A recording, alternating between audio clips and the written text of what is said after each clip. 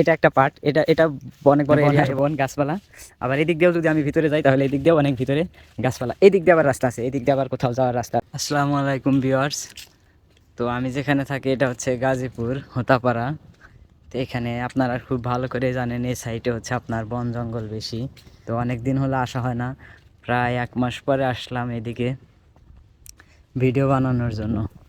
এটা একটা পার্ট, এটা এটা অনেক বড় এরিয়া এবং এখানে আবার আবাদি জমি, আবার ও পাশেও আর একটা। তো ওই পাশ দিয়ে গেলেও অনেক ভিতরে, শুধু জঙ্গল আর জঙ্গল, মানে বন আর বন, গাছপালা।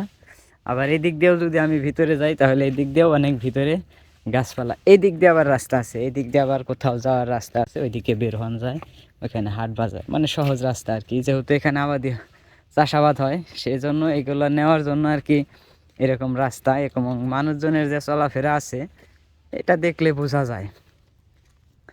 তো এখানে এসে ইতিহাস আছে, ভিডিও বানাতে এসে একদিন শিয়াল মামার সাথে দেখা হয়ে গেছিলো, তাও একটা না দুইটা না 3টা শিয়াল মামার সাথে দেখা হয়ে গেছিলো।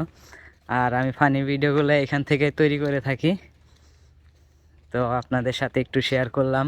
এদিক দিয়েও বেরোনো যায়, অনেক দূর গেলে তারপরে ওই পাশে হচ্ছে আপনার মিল কারখানা আছে, মাঝে মাঝে পুকুরও আছে, আবাদিও হয়। আবার এখান দিয়ে একদিন আসছিলাম, দেখি মোটর সাইকেলও চলে। এতে এই এলাকার কিছু পোলাপান খেলাধুলা করে। এবং সবচেয়ে মজাদার বিষয় হলো যদি আমরা কোনো পিকনিকের আয়োজন করি তাহলে আমরা এর ভিতরেই চলে আসি। এখানে জনবল নীরব, খুবই ভালো লাগে, মনোরম পরিবেশ।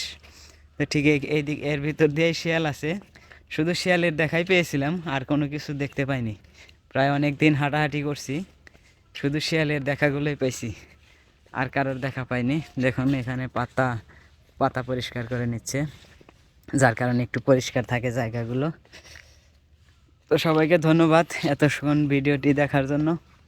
ভালো থাকবেন, সুস্থ থাকবেন।